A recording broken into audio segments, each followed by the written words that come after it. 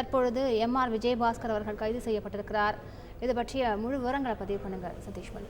முன்னாள் அமைச்சர் MR. Vijayabaskar CBCID போலீசாரால் கைது செய்யப்பட்டிருக்கிறார்.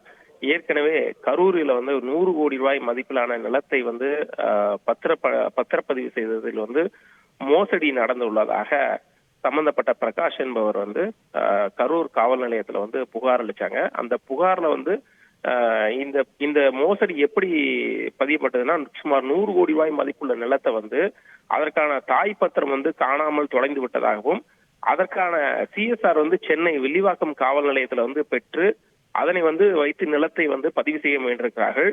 அப்போது இந்த நிலத்துக்கு உரிமையாளரான பிரகாஷ் என்பவர் இந்த நிலம் தன்னுடையது மற்றும் இந்த புகாரானது போலியானது என கூறி அந்த சப்ரிஜிஸ்ட்ரார் பதிவாளரிடம் புகார் அளித்திருக்கிறார். இது தொடர்பாக பதிவாளர் நடத்திய விசாரணையில் இவை அனைத்துமே மோசடி என தெரிய வந்திருக்கிறது. இதனைத் தொடர்ந்து பதிவாளர் கொடுத்த புகாரின் அடிப்படையில இந்த வழக்கு பதிவு செய்யப்பட்டது. பின் தொடர்ச்சியாக இந்த வழக்கானது தமிழக டிஜிபியால சிபிசிஐடி விசாரணைக்கு மாற்றப்பட்டு வந்தது. இதுல கிட்டத்தட்ட 6 பேர் கைது செய்யப்பட்டாங்க, அவரது தம்பி உட்பட. இந்த நிலையில இந்த வழக்குல முன்ஜாமீன் கோரி விஜயபாஸ்கர் 2 முறை அங்குள்ள கீழமை நீதிமன்றம் அதே போல மாவட்ட நீதிமன்றத்துல 2 முறை மனு தாக்கல் செய்தாங்க. இரண்டுமே நிராகரிக்கப்பட்ட நிலையில அவர்களுக்கு சொந்தமான இடங்கள் அதே போல அவரது சகோதரருக்கு சொந்தமான இடங்கள் உள்ளிட்ட இடங்கள்ல சிபிசிஐடி போலீசார் கிட்டத்தட்ட 2 முறைக்கு மேலாக சோதனை நடத்தி முக்கியமான ஆவணங்களையும் எடுத்து சென்றனர். இந்த நிலையில அவர் இவர் இந்த வழக்கானது வேற எங்கேயும் மேல்முறையீடு செய்யப்படுகிறதா என்ற சிபிசிஐடி போலீசார் கண்காணித்து வந்த நிலையில இங்க ஒரு பக்கம் கண்காணிச்சிருந்தாங்க, அதே பக்கம் மற்ற ஒரு பக்கம் தலைமறைவா இருக்கக்கூடிய விஜயபாஸ்கர் தீவிரமா தேடி வந்த நிலையில கேரளாவுக்கு அருகே வைத்து தற்போது சிபிசிஐடி போலீசார் கைது செய்திருக்காங்க. தொடர்ந்து அவரை கைது செய்து மாவட்ட நீதிமன்றத்துல ஆஜர்படுத்துவதற்கான அனைத்து வேலைகளையும் செய்து வருவதாக சிபிசிஐடி போலீசார் தரப்பில் தெரிவிக்கப்படுகிறது.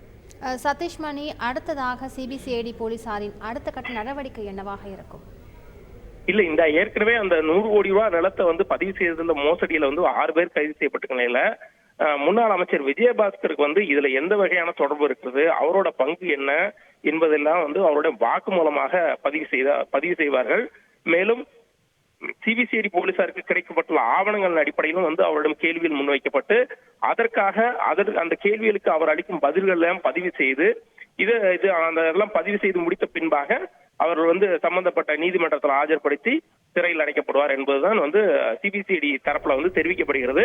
என்றாலும் இந்த விசாரணை இதனை தொடர்ந்து அளிக்கக்கூடிய பதில்கள் இந்த வழக்கில் அவருக்கு உள்ள ஒரு பங்கு உள்ளிட்டவை அனைத்துமே நீதிமன்றத்தில் ஒப்படைக்கப்பட்ட பின்னர் நீதிமன்ற இந்த வழக்கு குறித்து என்ன தெரிவிக்கிறதோ என்ற அடிப்படையில் தான் அடுத்த கட்ட நடவடிக்கை செல்லும் என எதிர்பார்க்கப்படுகிறது. செய்திகளை உடனுக்குடன் தெரிந்து கொள்ள உடனே சப்ஸ்கிரைப் பண்ணுங்க.